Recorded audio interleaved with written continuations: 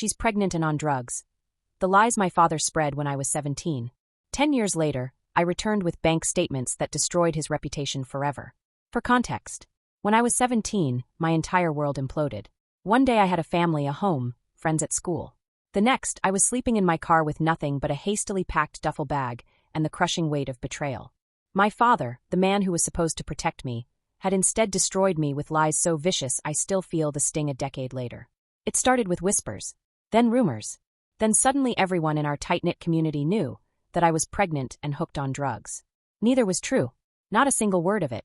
But my father's voice carried weight in our small town, and people believed him without question. My mother wouldn't look me in the eye.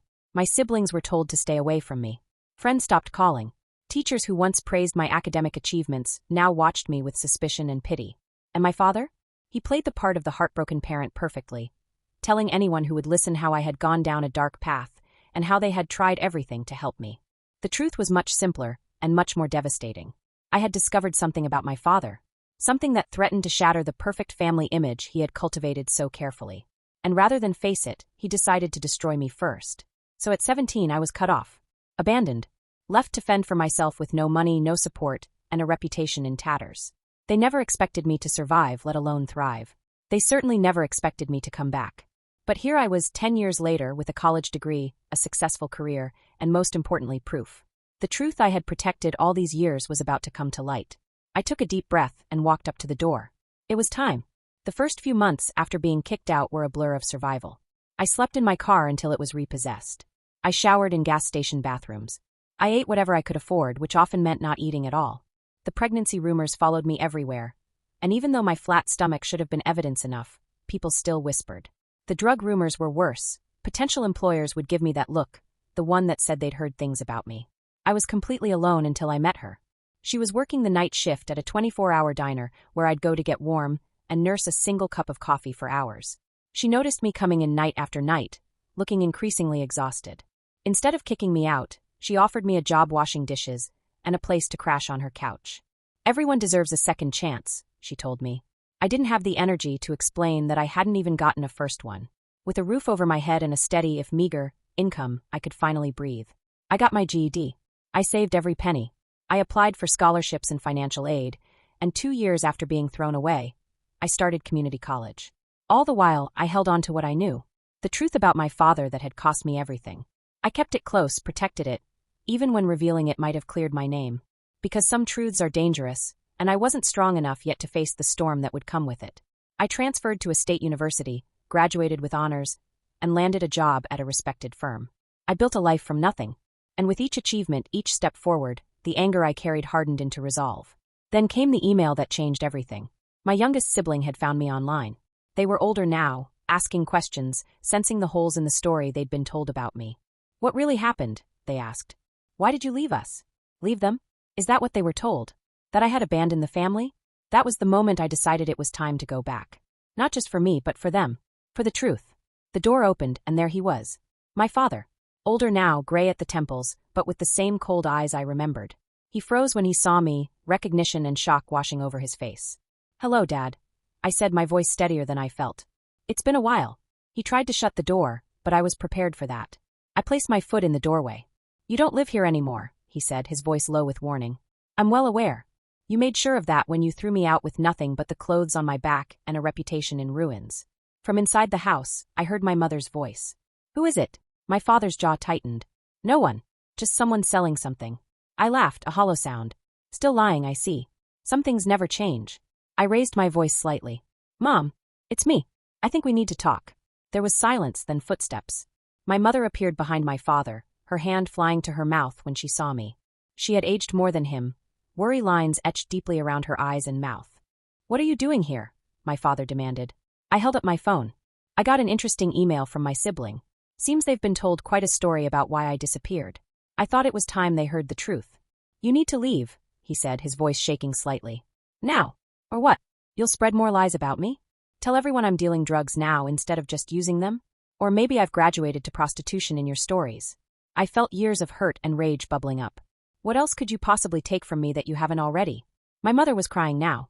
Please, let's not do this on the doorstep. Fine by me, I said, stepping forward with more confidence than I felt. We can do this inside, Or we can do it at the community center next week, where I've been invited to speak about my experience with family abandonment and how I overcame it. Your choice. My father's face went pale. You wouldn't. I've spent 10 years building myself back up from nothing. 10 years wondering what I did to deserve being thrown away by my own family. 10 years protecting your secret, even when revealing it would have cleared my name. I met his gaze steadily. Try me. He stepped back, allowing me to enter the house that had once been my home. The living room was different, new furniture, new paint, but the family photos on the wall were familiar. Except I wasn't in any of them. It was as if I had been erased. My siblings weren't home, which was probably for the best. This first conversation needed to be with my parents. You look, well, my mother said awkwardly, perched on the edge of the sofa as if ready to flee. No thanks to either of you, I replied. Do you know what it's like to be 17 and homeless? To have everyone in town believe you're a pregnant drug addict? To apply for jobs and watch people's expressions change when they hear your name? My father remained standing, arms crossed. If you came here for an apology, I came here for the truth. I cut him off. I want to know why. Why you chose to destroy me rather than face what I found out. My mother looked confused. What are you talking about? I turned to her. He never told you the real reason he kicked me out, did he? Just fed you the same lies he told everyone else. You were out of control, my father said quickly. Staying out all night, hanging around with those kids from the bad part of town. I was working a part-time job to save for college because you said we couldn't afford it, I corrected him. And those bad kids were my coworkers at the grocery store. But that's not why you threw me out, and we both know it. I reached into my bag and pulled out a folder. It's because of these. My father lunged for the folder, but I was faster, stepping back and holding it away from him. What is that? My mother asked. Financial records, I said, keeping my eyes on my father. Bank statements. Transfers. Evidence that Dad has been embezzling money from his company for years. Money that was supposed to be for my college fund, for our family's future. He was stealing it. My mother's face went white. That's not possible. I found the documents in his home office when I was looking for a stapler. I confronted him about it, told him he needed to come clean. The next day, rumors started spreading that I was pregnant and on drugs. The day after that, I was thrown out. My father's face had gone from pale to red. You don't know what you're talking about. Those documents don't prove anything. Maybe not these exact copies, I agreed. But the ones I sent to a secure email account the night before you kicked me out? The ones I've had forensic accountants review? Those prove quite a lot. My mother was staring at my father now, really looking at him, perhaps for the first time in years. Is this true? He didn't answer, which was answer enough. I protected you, I said quietly to my father. Even after everything you did to me, I protected you. I could have cleared my name at any time by revealing what I knew, but I didn't. Because despite everything, you were still my father, and I didn't want to see you in prison. Then why come back now? He demanded. Why bring this up after all this time? Because my siblings deserve to know who you really are. They deserve the truth about why their sister disappeared. And because I'm done carrying your secret. Update 1. The confrontation with my parents lasted hours. My mother cycled through disbelief, anger, and finally a devastated acceptance as the evidence became impossible to deny. My father alternated between rage and desperate attempts to justify his actions. The company had cheated him out of promotions, the money was rightfully his, he had planned to pay it all back. And ruining my life? I asked. Was that rightfully yours to do as well? He had no answer for that. I learned that night that my father's embezzlement had eventually been discovered anyway, about 3 years after I left. He'd been quietly forced to resign and pay restitution, but the company had kept it out of the courts and the public eye to avoid scandal. My mother had believed it was a misunderstanding about expense accounts. She hadn't known the full extent of what he'd done. She also hadn't known that he was the source of the rumors about me. He'd told her I had confessed to being pregnant and using drugs, that I had run away because I was ashamed and didn't want help. I looked for you, she said, tears streaming down her face. For months, I drove around town looking for you. I called hospitals. I filed a missing persons report. He told me to stop, that you had made your choice and we needed to respect it. I wanted to believe her. Part of me did. But another part remembered how she hadn't defended me when the rumors started, how quickly she had accepted my father's version of events. You could have asked me, I said. Before I left. You could have looked me in the eye and asked if it was true. She had no answer for that. I didn't stay the night. I couldn't. Instead, I checked into a hotel and tried to process everything that had happened. The next day, I would meet my siblings for the first time in a decade. I wasn't sure if I was ready, but I knew it was necessary. Update 2. Meeting my siblings was both easier and harder than facing my parents. My youngest sibling, the one who had emailed me, was now 17, the same age I had been when I was thrown away. They barely remembered me but had grown suspicious of the vague explanations about my absence. My other sibling, now 22, had clearer memories of me and of the rumors. They had been 12 when I left, and had spent years believing I was some kind of cautionary tale. Dad would use you as a warning, they told me over coffee. Whenever I messed up or got in trouble, he'd say, "You don't want to end up like your sister, do you?" That hurt more than I expected it to. I told them everything, finding the financial documents, confronting our father, the rumors, being kicked out, the years of struggle that followed. I showed them the evidence I had kept all these years. "Why didn't you tell someone?" my youngest sibling asked. "Clear your name." "At first I was just trying to survive," I explained. "Later, when I could have. I don't know. Part of me wanted to protect you both from knowing what kind of man our father really is. And part of me was afraid no one would believe me anyway." They were quiet for a long time, processing everything I had told them. "I'm sorry," my older sibling finally said, "for believing the worst about you. For not questioning it. You were a child," I reminded them. "It wasn't your responsibility to see through his lies." We talked for hours, filling in the gaps of our lives. They told me about their schools, their friends, their dreams. I told them about my journey from homelessness to success, carefully editing out the darkest moments. Some truths were still too heavy to share. Before we parted, my youngest sibling hugged me tightly. "I'm glad you came back," they whispered. For the first time since returning to my hometown, I felt something like peace. Update 3. The fallout came swiftly. My mother filed for divorce the week after our confrontation. My father moved out of the family home and into an apartment across town. The carefully constructed image of our perfect family had finally shattered completely. I stayed in town longer than I had planned, helping my mother sort through financial records and legal documents. The extent of my father's deception went beyond what even I had known.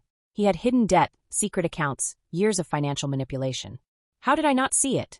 she asked me one night, surrounded by papers. "How did I live with him for 25 years and not know who he really was?" "Because he made sure you didn't," I said. "That's what people like him do. They hide the truth and punish anyone who threatens to expose it." She reached across the table and took my hand. "I failed you. I should have protected you." "Yes," I said simply.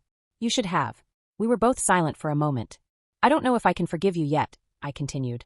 "But I'm trying to understand. And I'm here now. It wasn't perfect, but it was honest. And after a decade of lies, honesty felt like the most important thing." My siblings and I grew closer over those weeks. We talked about possibly having them visit me in my city, about building a relationship that had been stolen from us. My older sibling even suggested they might apply to graduate schools near where I lived. As for my father, he made one attempt to contact me. A text message asking to meet, saying he wanted to explain his side. I didn't respond. Some bridges stay burned. The community that had once shunned me based on his lies now buzzed with new rumors. The truth this time, spreading just as quickly as the falsehoods had. Former classmates reached out with apologies. Teachers expressed regret for believing the worst of me. It was validating but also exhausting, reliving those painful memories with each new conversation. Before I left town to return to my life, I visited the diner where I had found my first lifeline all those years ago. My former boss still worked there, older now but with the same kind eyes. She recognized me immediately. "Look at you," she said, pulling me into a hug. "I always knew you'd be something special." We sat in a booth and I told her everything. The real reason I had been homeless, the confrontation with my parents, the reconciliation with my siblings. "I never thanked you properly," I said. "For giving me a chance when no one else would. For seeing something in me worth saving." She smiled. "You did all the hard work yourself. I just gave you a place to start." "You gave me more than that," I insisted. "You gave me hope when I had none. I wouldn't be where I am today without you." As I drove out of town the next day, I felt lighter somehow. The truth I had carried for so long was finally out in the open. The family that had abandoned me was fractured, but new connections were forming from the broken pieces. 10 years ago, I had left this place broken, alone, and afraid. I was returning to my new home stronger, surrounded by people who knew my worth, and with the peace that comes from finally being seen for who you really are. The road ahead wasn't perfectly clear. Healing rarely follows a straight line. But for the first time in a decade, I was moving forward without the weight of secrets holding me back. Sometimes survival is its own kind of victory. Sometimes the truth, however delayed, is the most powerful weapon you can wield. And sometimes coming back to face your past is the only way to truly claim your future.